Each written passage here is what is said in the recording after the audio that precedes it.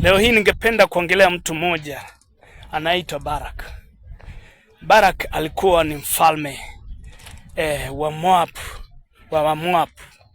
Huyu Barak siku moja wana wa Israeli wametoka Misri wakienda Kanani, na katika safari yao na mwendo wao wakafika mahali kuliko kuwa na Waamori, wakawapiga vita na kuwashinda. Sasa siku moja wana wa Israeli wanapoendelea katika safari zao, wanapoendelea katika kuelekea kwenye nchi ya Kanani, Biblia inaniambia kwamba wakafika mahali wakatua kwenye magharibi ya nchi ya Moab ambako walikuwa wanaangalia Kanani. Biblia inaniambia hivi kwenye kitabu cha Hesabu 22 ukianzia 1 kuendelea. Barak alipoangalia kaona Waisraeli ni wengi na wao wana nguvu zaidi. Biblia inasema kwamba Barak akashtuka, akaogopa. Watu wa Moab wote wakaogopa, na kila ambacho Barak aliona ni kwamba watu wamekuja watamshinda.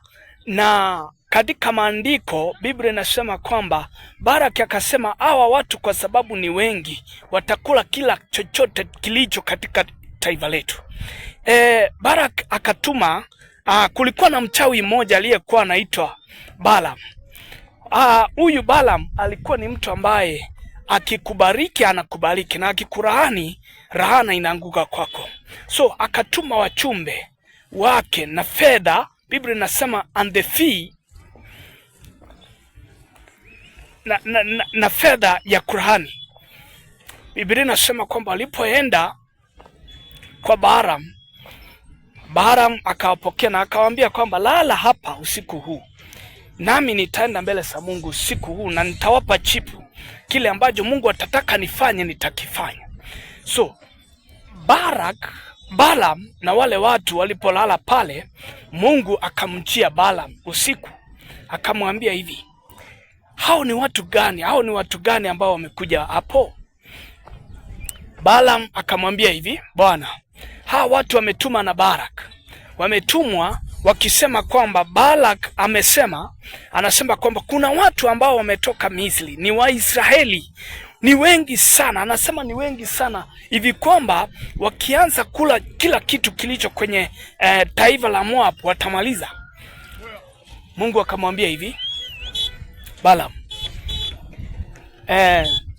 kwa sababu Barak anasema uende, ninataka ukienda, lakini utaenda na utafanya lile ambalo nitakuitisha ulifanye, na usiche ukawalaani hawa watu, maana hawa watu ni wabarikiwa. Bwana Yesu asifiwe. Kuna kitu kabla niendelee ningependa kuongelelea. Mungu anapombariki mtu, laana hata iweje haiwezi kaanguka juu yake.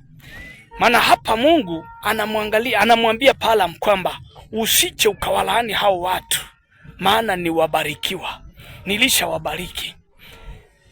Sasa Balaam akaamka asubuhi, akapanga farasi yake na wachumbe wale wakashika njia, wakaanza safari.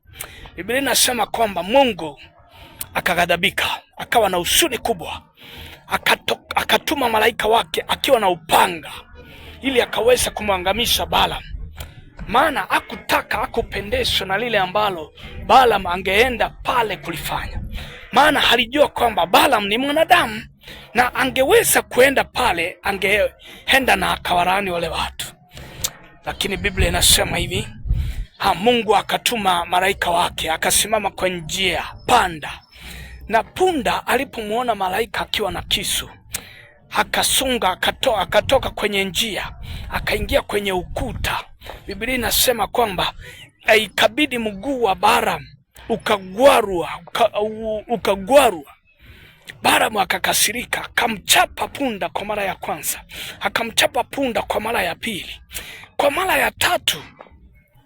Alipomchapa kwa mara ya tatu, Mungu akamfungua kinywa punda, na punda akaanza kusema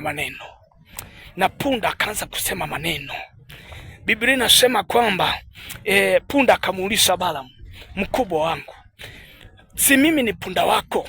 Na siku zote hizi umekuwa ukinipanda, tumekuwa tukienda safari sambali tukiwa pamoja. Ni siku gani nimeweza kufanya maneno kama haya?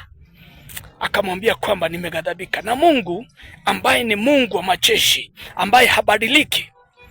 Akamfungua macho Balaam. Balaam akaweza kuona malaika aliyekuwa mbele, aliyekuwa na kisu, na malaika yule akamwambia kwamba kama si huyu punda ningekuangamiza na nimwache punda. Akamwambia hivi, mimi Mungu nimekutuma na hawa Waisraeli nimewabariki, hivyo henda na wachumbe hawa ambao wametumwa, lakini utafanya lile ambalo nitakuitisha ulifanye. Bwana Yesu asifiwe. Ni kipi ambacho ningependa kuongelelea? Wale watu ambao wamebarikiwa na Bwana. Kama kweli Mungu amebariki watu wake, kama kweli Mungu amekupa baraka, amekubarikia, usije ukafikiria kwamba laana yoyote inaweza ikaja mbele yako. Hata wale wachawi na warogi watakao tumwa kukuroga hawatakuweza, maana baraka zako ni za kiungu. Wengine wanauliza Rogers anasema nini? Nasema ukweli, maana baraka za Mungu hasibadilishwi. Ukawezi ukabadilisha maneno ya Mungu.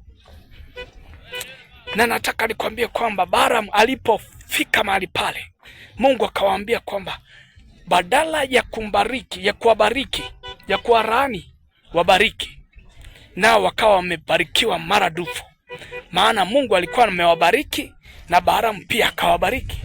So baraka zinaenda zikiongezeka. Mtu wa Mungu, mtumaini Mungu siku zote.